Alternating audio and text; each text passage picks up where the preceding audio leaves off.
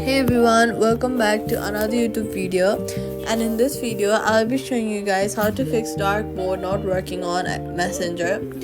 First of all, go to your Messenger account, click on your settings option, then go to the dark mode, and then if it is in system, try switching to on, and then if it does not work, try switching it off and on, or go according to the system if you want. After that, go ahead and restart the app by swiping it off from the bottom of your screen and then swiping it away. Then go to your app store, search for Messenger, and make sure you have updated your Messenger to the latest version. Safety tip: avoid third-party theme hacks. Quick fix: reinstall Messenger, and that's it.